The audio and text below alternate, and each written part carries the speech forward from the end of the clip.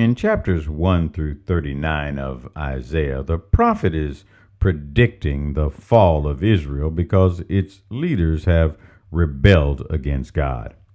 About a century later, Israel fell to the Assyrians and the Babylonians. As we know, Isaiah is a major prophet in the Christian tradition. So in chapters 40 and beyond, he is actually writing to the generation that has been in exile.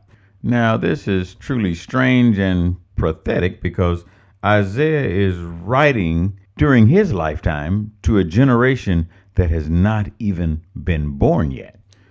To these children of Israel yet to come, Isaiah is prophesying about the hope of Israel.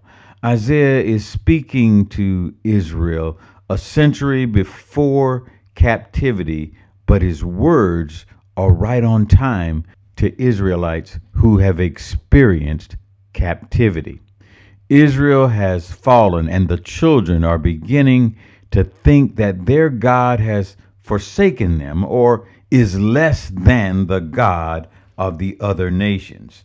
Like us, they tend to ascribe the blame of something bad happening to them on someone else rather than looking at their own faults. His first words given to a frightened, dejected nation give comfort, affirming, saying, God had intentionally created this nation. God has redeemed the nation from prior captivities and protects them. This is God's nation. He knows them. God has chosen his people, and by calling them by name, he exercises his sovereignty over them. Whether Israel is facing a devastating natural disaster or being attacked by foreign nations, God will protect his people. We have all been at low points in our life when we felt dejected, alone, and abandoned. Isaiah's prophecy recognizes that Israel is at that kind of point. With God speaking through him, God reminds Israel just who he is, the only true God, and he reminds them of what he has done for them. He has delivered them from some of the most powerful armies in North Africa, some of the most powerful armies in the world, Egypt, Ethiopia, Libya, saving Israel. In their dejected state, Israel still wonders if God still loves them. The answer is obvious.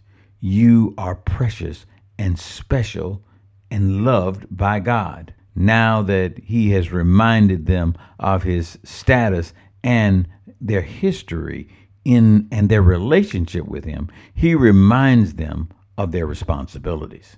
Yes, God has blessed Israel, and in return, Israel is expected to be a witness for God to all the earth, making sure that the world knows that he is the one true God. We too are expected to proclaim God even in the midst of a storm.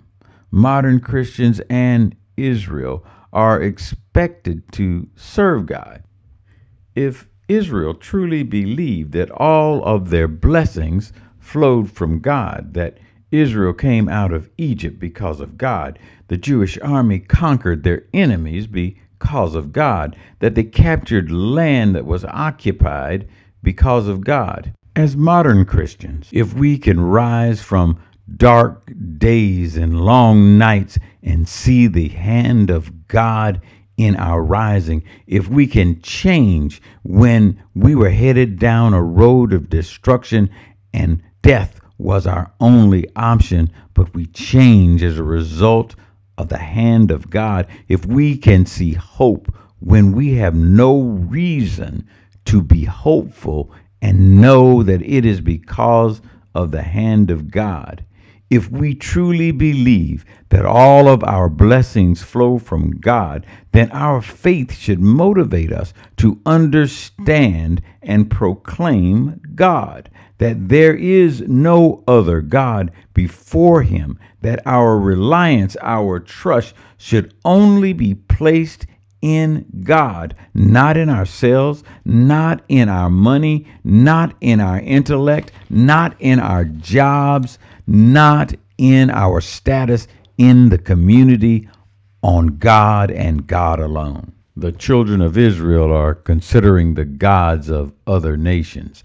They are thinking that there is something more important, something more powerful than their God, something that they can place their faith in. But there is only one God, Yahweh. God, speaking through Isaiah, wants to dispel the lie that these children of Israel are coming up with. He reminds them that he is their Savior. No other religion in the ancient, even in the modern world, makes such an exclusive claim to salvation. Monotheism is a concept that began with the Jewish nation, with Abraham. There was only one God, there was only one Savior, and that is Yahweh. The Lord alone is the Savior, not the foreign gods